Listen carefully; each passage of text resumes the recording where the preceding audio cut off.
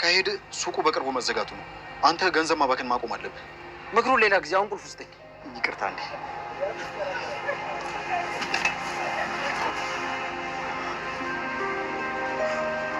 ይኸውልህ ተምቹ፣ ቅድም የወሰድከው ገንዘብ እኮ ለአንዳንድ ሰዎች የወር ገቢ ማለት ነው። እና እኔ ምን አገባኝ? እንደዛ ማለት ሳይሆን ይህን ሱቅ እኮ ሰርተ ማሳደግ ነው የሚገባ። ኤላ ቁልፉን ስጠኝ። አልሰጠህም። ለምሬ ማስጠኝ። ሱቁ እኮ የኔ ነው። እሱንም አውቃለሁ። እና ታዲያ ካወቅህ በሰው ገንዘብ ኃላፊ ካልሆንኩ የምትለው ለምንድን ነው? ቁልፍ ስጠኝ። አረ ተምቹ ተረጋጋ። ምን እየሆንክ ነው? ኤልያስ ቁልፍ ስጠኝ እያልኩ ነው። በሰው ገንዘብ አጉል ኃላፊ ካልሆንኳት። ቁልፍ የምትፈልገው ይኸው።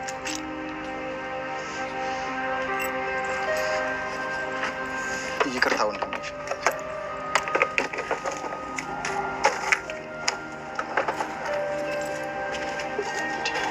አረ ቢያንስ ትንሽ እንኳን አስቀር። እንዳለ ወሰድከው እኮ። አያገባም። አርፈህ ስራን ስራ።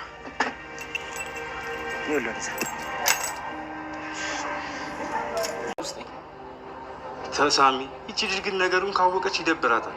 አራት እግሯን ትብላ አልኩህ እኮ። እንዴ ምን እሺ ነው? እኔ ነው አራት እግሯን ትብላ ያልከው? ምርኩዝ ሙድ ያስክብኝ ማለት ነው። እናዚህ ስታጨስ ዝም ማለት ነበረብኝ። ኧረ ቼኮ አረጋጊው። ይሄ እኮ ዝም ብሎ ሲያቀሳስር ነው። ተናገር እንጂ እኔ ነኝ አራት እግሬን የምበላው? አንቺ አራት እግር ኬት አምጥተሽ ትበያለሽ? ሁለት እግር አይደል እንደ ያለሽ? ኧረ እባክህ ከአንተም ብሶ እኔ ላይ ሙድ እያያዝክ ነው ማለት ነው። በቃ ተጸጽቷል። ችኮ አረጋጊ። ይሄ የእኔ ስራ ቦታዬ ነው። ውጭ ላይ ላገኘ ብቻ እሺ፣ እንተያያታለን። አመሰግናለሁ ችኮ። እና ምን ላምጣላችሁ? እስኪ የሚበላ ነገር አምጪልኝ። የሚበላ ነገር ትላለህ እንዴ? መርጣ የሆነ ነገር እዘዝ። እሺ በቃ ችኮ ምግብ ይዘሽልኝ። ሁለት ጥብስ፣ አንድ ጎመን በስጋ። ሳሚ አንድ ይበቃላል? ኧረ አንድ አይበቃም እባክህ። ሁለት ጥብስ፣ ሁለት ጎመን በስጋ አድርጊው በቃ። ይሄ ሁሉ ለሁለታችሁ ነው? አዎ ምን እሺ። ቆይ ቆይ ቆይ፣ በዚህ ሆደ ነው ተጋብተን ከኔ ጋር የምንኖረው? ኧረ ችኮ ይሄ ሌባል ታገቢ ነው እንዴ? ለነገሩ እኔ ምን አገባኝ? ማዳሩም ውጭ ሆኗል እንዴ? እማዬ ምናሴ ውጭ ማደር ጀመረ እንዳትኝ ብቻ። ለዚያውም መቼ አንድ ቀን ብቻ ሆነና 2 ቀን እኮ ነው ደጅ ያደረው። ምን ጭራሽ? ከማን ጋር እያደረ? ከጓደኛዬ ጋር ነው የሚለው። እኔ ግን እንደዛ አልመሰለኝም። እና የት ሊያድር ይችላል? ወይስ ቆይ ምናሴም ሴት ጠበሰ ልትይኝ ባልሆነ? አንቺ ደግሞ ቤተሰቦቼ እንዴት አመሻችሁ? እንዴት አመሸ ምናሴ? አንተ ዱርዬ ብላ ብላ ደግሞ ጭራሽ ውጭ ማደር ጀመርክ። ሰላም ተረጋጊ እንጂ ምን እየሆንሽ ነው? እማዬ ረፊ፣ በመሀላችን አትግቢ። የት ነው ያደርከው? ሚስቴ ጋር። አንተ ጭራሽ በዚህ እድሜ ሴት ላይ ስትንጠለጠል ትንሽ እንኳን አታፍርም? እንዴት መናፈቅሽ? ሰላም ነው። ቀፊ ቀቀኝ ማክ ሰማ ይቅፈኛል እንዴ? ይኸውልሽ ሰላምዬ፣ ያደርኩበትን ቦታ አስታቂ አይደለም። 2 ቀን እድሜ ልክኝ ባድረ እንኳን ደስተኛ ነው የምትሆኝ። አሁን ምንም አትበይኝ፣ ብቻችን ስንሆን እነግርሻለሁ። በቃ ሰላም ጤና ይስጥልን። ውድና የተከበራችሁ የቻናላችን ቤተሰቦች በያላችሁበት ሰላማችሁ ይብዛ። እንኳን ወደ ቻናላችን በሰላም መጣችሁ። ኖላዊ ድራማ ቀጣዩን ክፍል ይዘንላችሁ መጥተናል። እስከ መጨረሻው አብራችሁን ቆዩ። ጆሮ መክሊትን በጥፊ መታት። እንግዲህ መክሊት እሷን ለማገዝና ለመርዳት ብሎ ከእሷ ጋር ይዟት መጥቶ ነበር እና በሀና በጣም ነው የምትቀነው እና ጆሮና ሀና አንድ ላይ ነበር ያደሩት ማለት ነው። በጧት ስትመጣ እየዘፈነች ዘና ብላ ስታያቸው አንድ ላይ ተኝተዋል ማለት ነው። እና ጭራሽ ደግሞ ብላችሁ መርፌና ክር ሆናችሁ ተኝታችሁልኛ ምናምን ብላ ሀኒን መጥፎ ነገር ተናገረቻት ማለት ነው። እናም እሱ ደግሞ ስለተናገረቻት ሀኒን በጥፊ መታት። ከአንዴም 2 ብላ ጭራሽ ደግሞ ለች ሴተኛ ዳሪ እኔም በጥፊ ትመታኛለህ እንዴ ብላ ጩሃ ተናገረች ማለት ነው። ሀኒም ስለሳከረች የምትናገረውን አታውቅም፣ ስለዚህ ተዋተኝ ብለው ነበር። እሱ ግን ጭራሽ ብላ አንቺ ነው እየተሳደበች። ለነገሩ እኔ ነኝ እዚህ ቤት እሷን ይዤ መጥቼ ክብርሽን ያዋረድኩትና ያስናኩሽ ያስደፈርኩሽ እኔ ነኝ ብሎ በመጨረሻ ዓይንሽን ማየት አልፈልግም ውጭልኝ ብሎ መክሊትን ከቤት አስወጥቷታል ማለት ነው። መክሊትን በሀና እንግዲህ መበለጧ ሀናን መርጦ እሷን በጥፊ ስለመጣት በጣም ነው የተናደደችው። ሀና ላይም እየዛተች ትገኛለች ማለት ነው፣ ሀና ላይ ጉዳት ለማድረስ። ጆሮ ግን በጣም ነበር የሚያከብራት፣ እንደ ታናሽ እህቱ ይረዳታል፣ ይንከባከባታል። ጭራሽ ስራ መስራት እንኳን ፍላጎት ሳይኖራት ስራው ያስገባታል ለሷ ብሎ ነበር። እሷ ግን ቦታዋን አላወቀችም ማለት ነው። ሀኒቾ ስለምትቀና ሀኒን ለመጉዳትና እሷን ለማዋረድ የምትሄድበት ርቀት ጆሮን በጣም እያናደደው ይገኛል። ምክንያቱም እሱ ሀናን ስለሚወዳት ቀይ መስመሩ ናት። እሷን ተናግራበት ዝም ሊላት አይችልም ማለት ነው።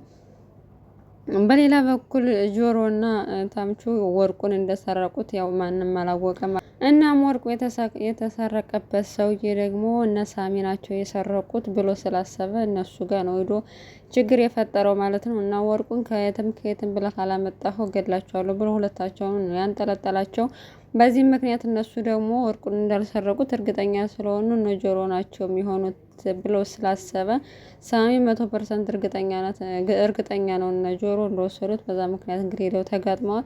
ወርቁን ዝግበው ካላካችሁለትና ለሱ ካልሰጣችሁት እኔ እናንተ አንላቀቅም ብሎ ዝቶበታል ማለት ነው።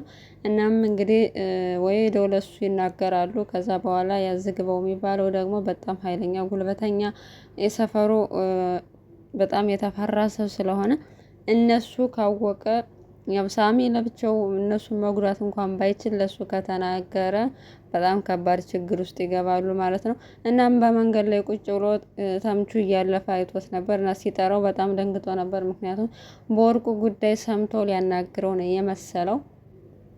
እሱ ግን ሰላም ስለና ጨዋታ ስለናፈቀኝ ነው ሰላም በላይም ብሎ መጨረሻ ላይም ነው ያው ስራ በጣም እየሰራችሁ ነው አሁን ጥሩ ላይ ናችሁ አሉና ገንዘብ ወረድልኝ ብሎት ኪሱ ውስጥ ያለውን ገንዘብ ሁሉ ልጨምርልህ እያለ እንዳለ የኪሱን ገንዘብ አሟጦ ሰጠው ማለት ነው። ምክንያቱም ስለፈራውና አንድ ነገር ስላደረገው ተምቹ ብዙ ጊዜ ስለሚፈራ ብሩን እንዳለ አስረክቦ መጥቶ ኤልያስም መጋረጃ እየሸጠ ነበር ሱቅ ውስጥ ሆኖ ያው እነሱ ሱቃቸውን ለማሳደግ እሱ እየጣረ ነው። በዚህ በጎን ደግሞ ተምቹ ያው የራሴ ስራ ነው የራሴ ንብረት ነው፣ ስለዚህ እኔ አለቃ ነኝ አንተ አያገባህም እያለ ገንዘቡን እንዳለ እየወሰደ ነው ማለት እና ቁልፉን ኤልያስ ስለያዘው አልሰጥም ብሎት ነበር። እሱ ግን አንተ ምን አገባህ በገዛ ገንዘቤ ደግሞ አንተ ዝም ብለህ ስራ ብሎ እስከ መጨረሻ ማስገደዱ እንዳለ መሳቢያ ውስጥ ያለውን ገንዘብ ይዞት ሄዷል። ይህን ደግሞ አያውቅም ማለት ነው ጆሮ። እሱ ግን ኤልያስ ግን በቃ በዚህ ሁኔታ ከቀጠልኩ ሱቁ በቅርቡ ይዘጋል፣ ስለዚህ አንተ ሱቁ እንዲያድግ የበለጠ መጨመር ነው እንጂ ያለብህ እየመጣ በየጊዜው ገንዘብ እየወሰድክ አታበላሽ ምናምን ሲለው አያገባም አንተ ስራን ስራ ብሎ ጥሎት ሄዷል ማለት ነው ኤልያስን።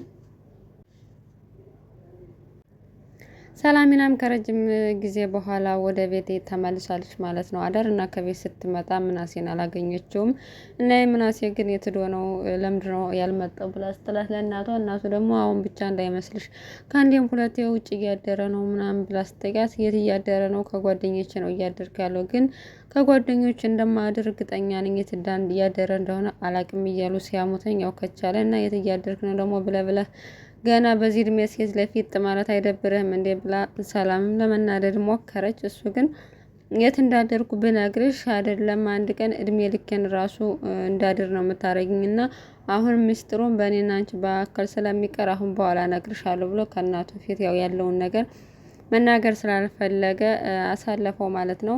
እና ወይዘሮ ሜላትም እየተሾካሾካችሁ ነው እንዴ ምን እየተነጋገራችሁ ነው ብላ ስትለው ያው አልነገሯትም ማለት ነው። በሁለታቸው መካከል ሚስጥሩ እንዲቀር ነው የፈለገው። ሉሊትም አሁንም ጥጋቧ አልበረደላትም እና ሀና በጧት ስራ ብትገባም እሷ ግን ሰበብ ፈልጋ ሀናን እየተናገረቻት ነበረ። እና እኔ በሰዓቴ ነው የተገኘሁት ያለምንም ጥፋቴ፣ ለምንድነው ሁሌም የምትቆጨኝ? ካጠፋው ደግሞ ይቅርታ እያለቻት ነበረ።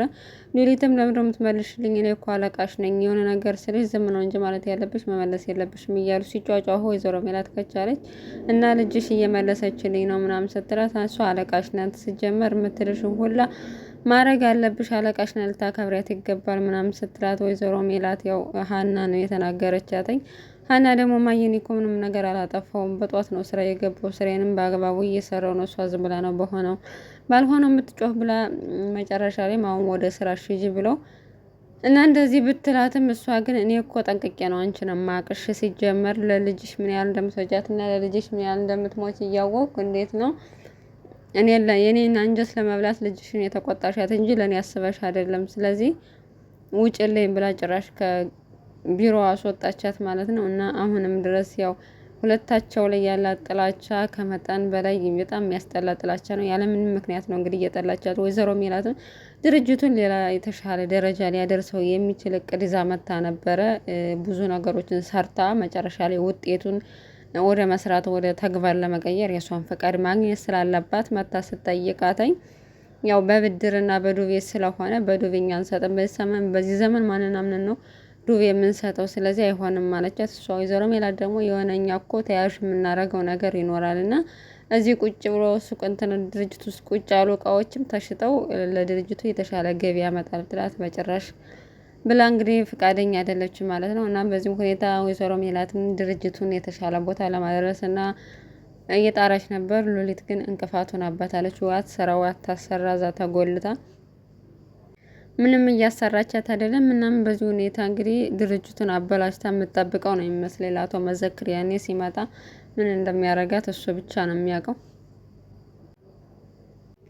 በስከ መጨረሻም ሰላም የሳሚን ፍቅር ጥያቄ ተቀብሏለች ማለት ነው። እንግዲህ እሱም በትዕግስት ብዙ ቀልዶችን በጨዋታዎችም እያታለለ ሰላምን እስካሁን ድረስ ጠብቋታል ማለት ነው። እሷ ግን ያው የምትቀየር ከሆነና ነገሮችን እኔ አግዝሃለሁ ከጎን ሁኜ አንተ መቀየር የምትችላቸው ነገሮችን ሁሉ አግዝሃለሁና መቀየር ከቻልክ እኔ ከጎንህ ነኝ ብሎ በጣም ነው ደስ ያለው ማለት ነው። እናም ያው እሷ ቅድመ ሁኔታዎችን ነግረዋለች። ከሱሱ እንዲርቅ ያው ቁም ነገረኛ እንዲሆንና እያንዳንዱ ሌብነቱን ሁሉን ነገር እንዲያቆም፣ ምክንያቱም ከዚህ በፊትም እነ ጆሮ እና ተምቹ ሌባ ስለሆኑ በእነሱም አንድ ሰው ሌባም ሆኖ ሱሰኛም ሆኖ መቀየር እንደሚቻል በእነሱ ስላየች እድል ለመስጠት ሞክራለች ማለት ነው። ግን ሳሚ ያው ሁሌም ቀልደኛና ነገሮችን በጨዋታ መልኩ ስለሚያያቸው እንዲህ በቀላሉ የሚቀይር አይመስልም። ግን ደግሞ አብረን የምናይ ይሆናል ማለት ነው። የዛሬው ክፍል ይህን ይመስላል። አብራችሁን እስከ መጨረሻው ስለቆያችሁ እናመሰግናለን። ሰናይ ጊዜ ተመኘንላችሁ።